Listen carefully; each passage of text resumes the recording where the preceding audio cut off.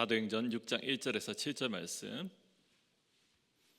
한 절씩 읽겠습니다. 그때 제자가 더 많아졌는데 헬라파 유대인들이 자기의 과부들이 매일의 구제에 빠짐으로 히브리파 사람을 원망하니 열두 사도가 모든 제자를 불러 이르되 우리가 하나님의 말씀을 제쳐놓고 접대를 일삼는 것이 마땅하지 아니하니 형제들아 너희 가운데서 성령과 지혜가 충만하여 칭찬받는 사람 7을 택하라. 우리가 이 일을 그들에게 맡기고 우리는 오로지 기도하는 일과 말씀 사역에 힘쓰리라 하니 온 무리가 이 말에 기뻐하여 믿음과 성령이 충만한 사람 스데반과 또 빌립과 고로와 니가노르와 디몬과 바네마와 유대교에 입교하였던 안디옥 사람 니골라를 택하여 사도들 앞에 세우니 사도들이 기도하고 그들에게 안수하니라. 하나님의 말씀이 점점 왕성하여 예루살렘에 있는 제자의 수가 더 심히 많아지고 허다한 제사장의 무리도 이 도에 복종하니라. 아멘. 아마도 운전을 하시면서 그런 경험은 있죠. 날라오는 돌에 유리창에 찍히는 흠이 나는 그런 경험을 해보신 적이 있으실 겁니다. 그걸 뭐라 그러죠?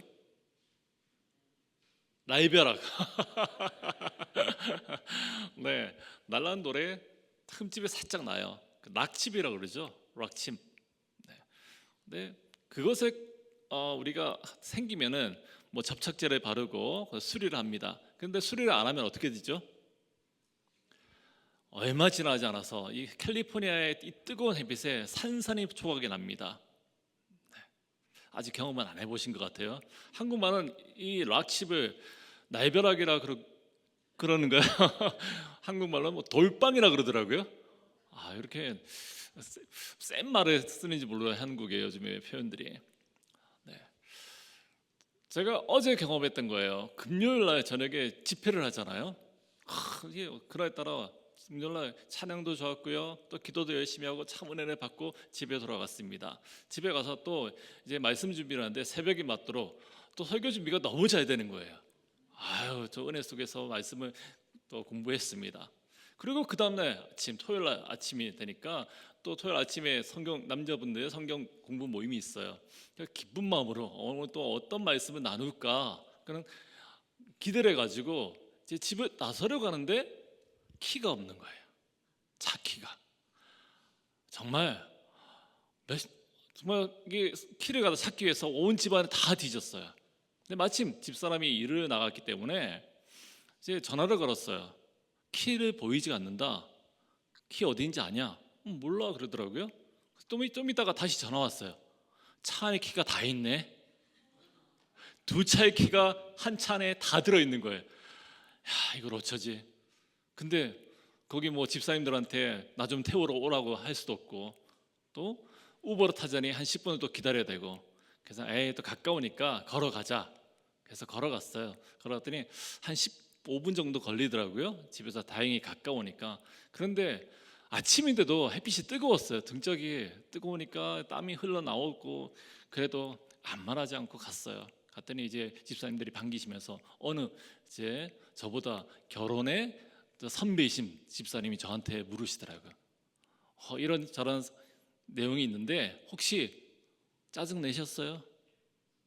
말씀하셨어요? 아니요. 아이고 잘하셨네요. 한마디만 더 했으면은 그 전날 은혜를 받았든지 또 어떤 기대를 가지고 있든지 다 깨지는 거죠.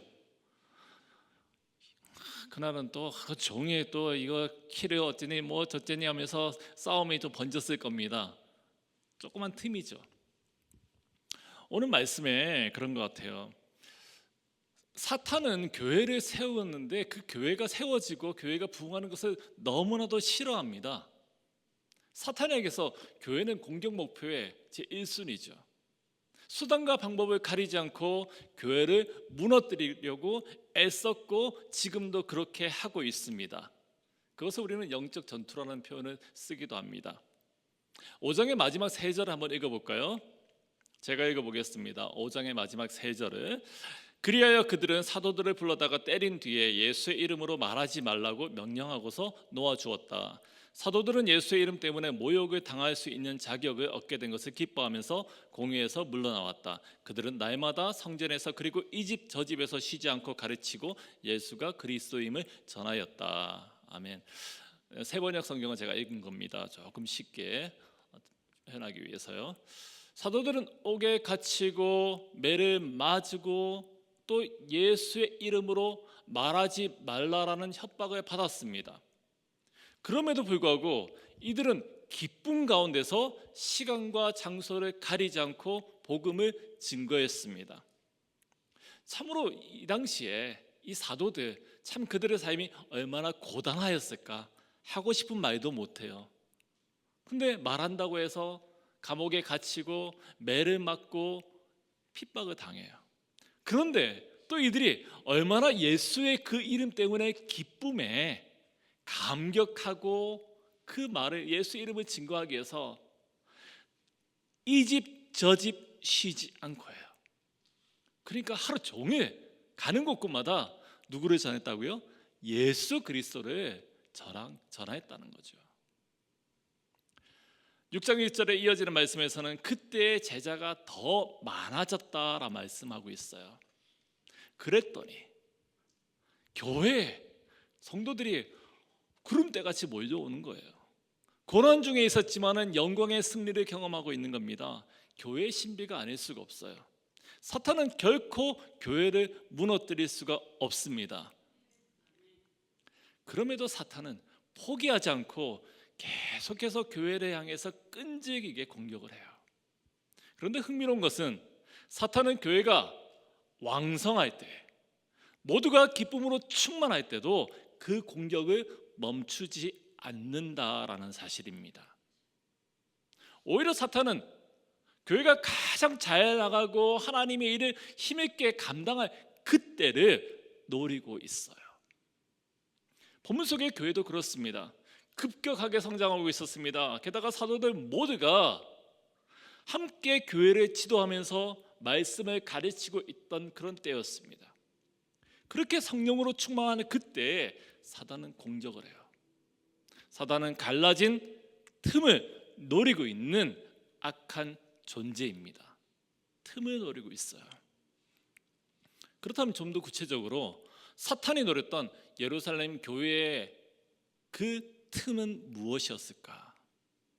당시 예루살렘 교회는 정말 폭발적으로 성장하고 있었습니다. 매일매일 어마어마한 숫자의 사람들이 교회로 몰려왔습니다. 교회 안에 사람들이 많아졌다는 것은 그만큼 끼리끼리 모일 가능성이 충분히 있다는 거겠죠.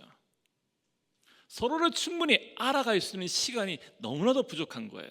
그런 구조적인 한계 때문에 모두가 동일한 복음으로 모였지만은 그곳에는 다름이라는 틈이 존재하고 있더라는 것입니다. 사탄은 그 틈을 결코 지나가지 않죠. 그 틈은 다름 아니라 원망이었어요. 1절입니다. 함께 읽겠습니다. 시작. 그때 제자가 더 많아졌는데 헬라파 유대인들이 자기의 과부들이 매일의 구제에 빠짐으로 히브리파 사람을 원망하니. 원래 유대교는 고아와 과부를 잘 돌보라는 그 말씀을 쫓아서 어린이들을 구제를 했습니다. 날마다 먹을 것을 제공하고 또 옷가지들을 또 전달하기도 했습니다. 그런데 그런 혜택을 받던 이들이 어느 날 복음을 받았어요. 그리고 유대교를 떠났습니다.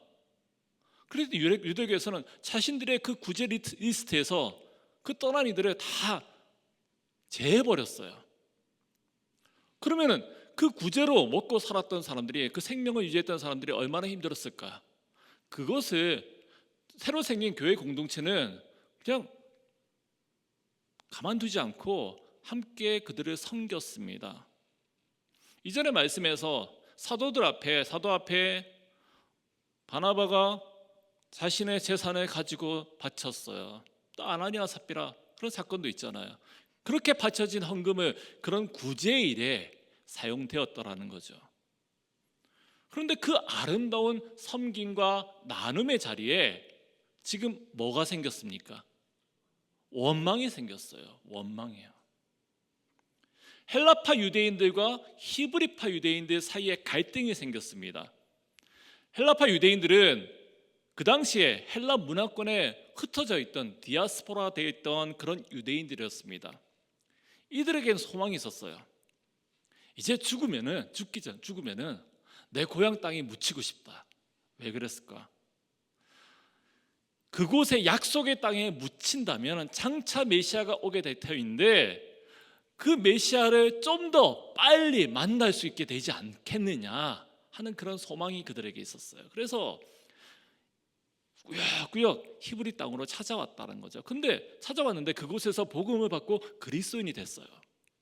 그리고 그곳에서 나며 자랐던 원래 히브리 사람들이 또 있었겠죠. 이들이 모여서 함께 교회 공동체를 이루었습니다. 그런데 사람들은 좀 더, 우리도 그렇잖아요. 한국말을 잘 쓰는 사람끼리 모이고요. 또 학교도, 우리 아이들 학교 가보면 그렇잖아요. 태어난 아이, 여기서 어렸을 때 온 아이들, 또 유학 온 아이들 쫙쫙 갈라집니다. 그런 게 편한, 그게 우리의 그냥 본성인 것 같아요. 교회도 그렇죠. 같은 교회를 이루었지만은 그들은 공동체 안에서 편한 사람들끼리 가깝게 지낼 수밖에 없었던 것 같아요. 그런 이유로 일부러 그런 것은 아니었겠지만 헬라 말을 쓰는 유대인들의 눈에는 히브리파 사람들이 자신들과 더 가까운, 히브리파에 가까운 이들을 더 잘 챙겨주려는 그런 모습들이 눈에 보이더라는 거죠. 우리도 그렇지 않습니까? 혹시나 우리가 가끔씩 뭐 떡볶이도 나오는데, 그런데 내 앞에 누가 섰어요. 우리 전유정 전도사님이 앞에 섰는데 가만 보니까 계란을 2개를 주네요. 그런데 나도 2개 받을 것 같다 생각했는데 안 줘. 계란이 떨어졌대요. 한 번은 우연이지만 그 다음 주에 갔어요. 그 다음 주에 이제 고기 반찬이 나오는데 우리 전유정 전도사님한테는 찬양하느라고 수고했다고 고기를 2번 퍼줘. 그런데 나는 1번 퍼줘. 이거 뭐지? 기분 나쁘죠? 마음이 상하죠? 네. 당시의 모습이 딱 그거예요. 자기네들 친하다고 친한 저 엄마한테는 많이 주고 더 좋은 거 주고, 나는 잘 모른다고 어떨 때는 없다고 안 주고, 또 주더라도 정말 비교되게 너무나 안 좋은 거 주고 이랬다라는 거죠. 그런 것들이 그들 가운데 원망으로, 갈등으로 자리 잡았다는 겁니다. 이런 이들은 오늘날 교회 가운데 예전에도 그랬고 지금도 그렇고 얼마든지 앞으로도 일어날 수 있는 그런 문제들입니다. 낯선 일이 아니에요. 여기서 우리가 가져야 될 태도는 우리도, 나도 얼마든지 그런 서운함, 그런 원망의 덫에 걸릴 수 있다라는 사실입니다. 그것을 인정하는 거예요. 나는 믿음 좋으니까, 나는 내가 교회 생활 얼마인데, 내가 목사인데 서운하겠어? 서운해요. 그렇죠? 다음에 저한테 계란 2개 꼭 주세요. 저 계란 좋아합니다. 네. 세상 속의 교회입니다. 교회는 결코 완전할 수가 없죠. 어느 성도건 어느 교회건 사탄의 공격에서 자유할 수 없다라는 사실입니다. 그럼에도 불구하고 건강한 교회는 그런 시험을 이겨내는 공동체예요. 그런 가운데 든든히 서가는 공동체입니다. 그리고 그것에 넘어서 성장하는 공동체인 줄 믿습니다. 바라기는 우리 공동체가 그런 공동체 되기를 간절히 소망해 봅니다. 사도들이 이 문제를 어떻게 보았을까요? 2절입니다. 12사도가 모든 제자를 불러 이르되 우리가 하나님의 말씀을 제쳐놓고 접대를 일삼는 것이 마땅하지 아니하니. 우선 이들 사도들 12명의 제자들은 이런 갈등이 생긴 이유에 대해서 우리가라는 표현을 써요. 이 말은 자신들의 잘못이라는 거죠. 싸운 거는 헬라파, 히브리파 이렇게 서로 갈등한 건데, 그 갈등의 문제를 보면서 이 모든 원인은 누구한테 있다고요?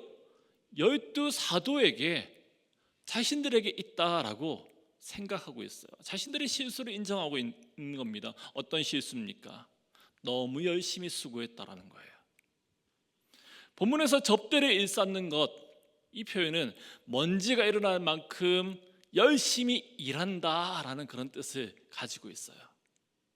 그러니까 사도들은 어려운 이들을 돕기 위해서 바쁘게 움직였던 겁니다. 그런데 그런 사도들의 헌신에도 불구하고 사람들 사이에 원망이 일어났습니다. 그러니까 그 원망은 자신들이 너무 열심히 섬겼기 때문이다 라고 그들은 보았던 거예요. 사도들은 원망이 일어나는 이유를 고민하였습니다. 그리고 자신들의 모습을 돌아봤어요. 그랬더니 자신들이 그 많은 구제의 이들 때문에 정작 중요한 하나님의 말씀을 선포하고 가르치는 일을 소홀히 하였던 그들 스스로를 돌아보게 되었어요. 그것이 이 모든 사태의 결정적인 이유라고 파악했습니다. 그렇다면 사도들이 지금 말하는 구제와 봉사의 일이 말씀 사역보다 저급하다, 좀 낮은 일이다라는 뜻입니까? 오늘로 생각한다면은 밖에서 주차 봉사를 하고 주보를 나눠주고 또 식사를 준비하고 커피를 내리고 이런 이들이 앞에서 설교하는 그것보다 낮고 못한 일이냐라는 그런 질문이에요. 그렇지 않죠. 1절에서 구제라는 단어는 헬라어로 디아코니아라는 단어가 사용되었습니다. 그리고 4절에서 말씀을 전하는 것에 전무하겠다, 여기에도 동일한 단어를 쓰고 있어요. 이 말은 말씀을 전하는 것이나 봉사의 일이나 모두가 하나님의 동일한 큰 일이라는 뜻입니다. 높고 낮음의 차이가 아니라 은사에 있어서 차이가 있다는 거죠. 그러니까 이 말은 12사도에게 있어서 접대하는 일은 그들이 주님께 부름받은 그 일보다 앞서지 않는다라는 그런 의미를 가지고 있어요. 교회 안의 성도들은 저마다 다른 재능과 은사와 소명이 있습니다. 그렇게 교회는 비록 각기 다른 일들을 하고 있지만 그 역할들을 잘 감당해 나갈 때 균형 잡힌 건강한 공동체가 될 수 있습니다. 누군가는 발의 역할을 해야 돼요. 또 누군가는 손의 역할을 해야 되죠. 또 누군가는 서로를 잘 이어나가는 그런 역할도 해야 됩니다. 사도라는 부르심의 자리는 무엇이었습니까? 교회 공동체의 영적인 리더로 세워졌습니다. 영적인 리더로서 주어진 사명이 무엇이었을까? 바로 말씀과 기도였습니다. 복음을 선포하고 가르치고 전하는 그 일이었습니다. 그런데 사도들은 자신들이 감당해야 될 그 본질적인 사명에 집중하기보다는 다른 일들에 더 열심히 하였다라는 것을 알게 되었던 거예요. 사도들은 봉사와 어떤 섬김, 몸으로 쓰는 일을 해서는 안 된다는 것이 아니에요. 예수 그리스도라는 복음을 가르치고 전하는 그 사역에 충실히 하는 가운데, 그것에 무게 중심을 두는 가운데 봉사와 섬김이에요. 그렇게 사도들이 자신들에게 부여된 그 말씀과 기도라는 사명을 제대로 감당하지 못하였더니 어떤 이들이 보여졌습니까? 사탄이 그 틈을 헤집고 들어왔어요. 사도들이 말씀에 또 기도에 소홀하였더니 공동체가 제대로 된 말씀에 기도라는 그 영적인 영양분을 제대로 공급받지 못하게 되었어요.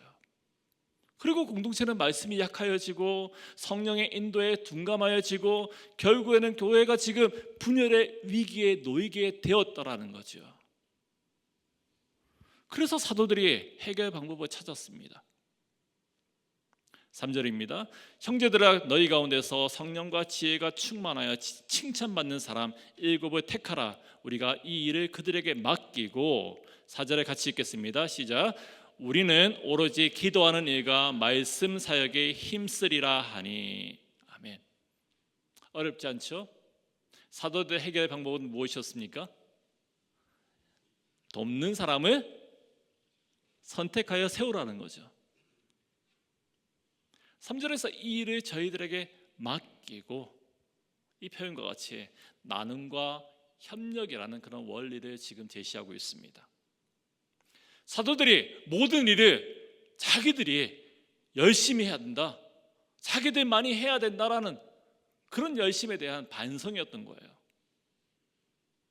공동체를 지키는 것은 그 모든 것들을 적절하게 잘 나누고 함께 협력하는 것이 공동체를 살리는 길임을 지금 알게 된 것입니다. 저는 사도들의 이 생각과 이 가르침에 전적으로 동의해요. 교회 목사가 만능이 될 수가 없어요. 제가 찬양까지 잘하면 어떻게 되겠어요? 그렇죠? 기가 차는 소리가 들리는데 저는 참 감사합니다. 제가 부족한 부분을 우리 전도사님이 다 채워주시고요. 그렇죠? 아멘. 네. 금요일 때 키보드 없어서 우리 많이 힘들었어요. 네, 각자의 하는 역할들이 있잖아요. 네. 준비되고 재능 있는 이들과 함께 협력해 나가는 겁니다. 사도들은 기도와 말씀 사역과 구제 사역 모두가 하나님 나라의 중요한 사역이라고 생각했어요. 공동체를 살리는 사역이라고 믿었습니다. 게다가 그들은 사역자들, 이 사도들만이 사역자가 아니라 성도들 모두가 사역자라고 지금 여기고 있는 겁니다. 이것은 나아가서 모든 성도들이 교회뿐만 아니라 가정에서도, 직장에서도, 주일뿐만 아니라 주중에 살아가는 모든 일들이 하나님의 사역이 되어야 한다는 겁니다. 이해되십니까? 제가 사역자죠. 전도사님 사역자죠. 우리 목사님 사역자죠. 이들만이 사역자가 아니라 여러분들 한 사람 한 사람 모두가 하나님의 사역자라는 겁니다. 왜요? 말씀을 전하는 것뿐만 아니라 섬기는 모든 것들이 다 하나님의 일이기 때문이에요. 그렇다면 저는 사역자로 일주일을 살잖아요. 여러분들은 세상에 나가서 직장에서 가정에서 동일하게 사역자로 살아가는 거예요. 여러분들이 돈을 벌고 일을 하고 뭔가를 하고 아이들을 가르치고 가정에 돌보고 그 모든 일들이 누구의 일이라고요? 하나님의 일이라는 거예요. 이것이 중요한 겁니다. 여기서 놓쳐서는 안 되는 게 있어요. 그 사역을 담당하는 누군가에게 무게 중심을 두어서는 절대 안 된다는 거죠. 담임 목사가 중요하고 당연히 높임을 받아야 되고 또 그의 말이 하나님의 뜻이 되어서는 안 된다는 겁니다. 사람의 말이 아니라 하나님의 말씀이 중요한 거죠. 제가 하나님의 말씀을 제대로 선포할 때 그 말씀이 중요한 거지 제가 했기 때문에 중요한 것이 아니에요. 모든 섬김의 사역은 오직 복음을 위해서 함께 협력해 나가는 겁니다. 함께 하나님 나라를 일구어 나가는 겁니다. 이 땅 가운데 생명이 소성케 되고 상한 심령이 회복이 되고 하나님 나라가 완성이 되는 그 방법은 오직 복음으로 돌아가는 거예요. 함께요. 함께 하나님의 일을 감당하면서요. 여기서 5절 말씀 읽겠습니다. 온 무리가 이 말을 기뻐하여 믿음과 성령이 충만한 사람 스데반과 빌립과 브로고로와 니가노드와 디몬과 바네바와 유대교에 입교했던 안디옥 사람 니골라를 택하여. 아멘. 두 번째 읽는데 여전히 또 발음하기 힘든데요. 온 교회는 이 사도들의 제안에 기뻐하면서 돕는 일꾼들을 뽑았어요. 그런데 그 조건이 3절에서 밝히는 것처럼 성령과 지혜가 충만하면서 칭찬받는 사람이었습니다. 성령으로 충만한 사람이에요. 능력이 우선이 되는 것이 아니라 오직 성령님을 앞장 세우고 그분의 인도를 따라가는, 자신을 내세우지 않는 겸손한 사람이어야 된다는 거죠. 그렇죠? 거기에다가 지혜가 충만한 거예요. 세상은 능력을 앞세우지만은 이력서를 세우잖아요, 쓰잖아요. 거기 이력서에서 자기가 잘하는 것부터 먼저 쭉쭉 쓰잖아요. 그런데 하나님에서는 세상에 이력서가 통하지 않는 거예요. 그 모든 것보다 먼저 첫 번째 우선순위는 하나님이냐는 거죠. 성령으로 충만한 거냐는 거예요. 그리고 지혜를 얘기하고 있습니다. 실제적인 능력이죠. 어떤 일에 재능과 솜씨와 또 경험이 있느냐라는 거예요. 하나님이 모세에게 성막을 세울 것을 명하셨습니다. 그리고 성막에 대한 자세한 설교들을 주셨어요. 그런데 그 성막을 누가 세웠어요? 하나님은 모세가 직접 해서 나무를 깎고 꿰매고 조각해가지고 성막을 세우도록 하지 않았습니다. 하나님은 브살렐과 오홀리압이라는 장인들을 지명하셔가지고 그들의 지도하에서 모두가 협력해서 성막을 세우도록 하였어요. 또 모세의 장인 이드로는 어떻습니까? 가만히 어느 날 보니까 모세가 과도한 업무에 시달리고 있어요. 혼자서 모든 일을 다 처리하고 있습니다. 그때 지혜를 주죠. 너 혼자 하지 말고 10부장, 50부장, 100부장 이렇게 그룹의 리더들을 세워가지고 이렇게 모든 것을 조직적으로 잘 관리하면 되지 않느냐라는 지혜를 주었던 거예요. 중요한 교회 운영의 원리라고 생각합니다. 교회 공동체는 한 사람만을 위한 공동체가 아닙니다. 하나님의 교회이고 함께 은사를 따라서 이어져가고 협력하고 세워져 나가는 그런 공동체가 될 줄 믿습니다. 초대교회 성도들은 그렇게 돕는 이들을 뽑았습니다. 5절을 보니까 이름들이 참 어려워요. 스데반, 빌립은 알겠는데 그 다음부터는 발음하기도 힘들어요. 이 이름들이 가만 보니까 히브리 이름들이 아니거든요. 헬라 이름들이에요. 자, 보세요. 처음에 원망했던 사람들이 누굽니까? 히브리파 사람들이 원망했어요? 헬라파 사람들이 원망했어요. 자기 가족들이 지금 제대로 대우받지 못한다는 그런 헬라파 사람들의 원망이었어요. 그런데 그런 원망에 대해서 사도들이 해결할 수 있는 방법을 제시했어요.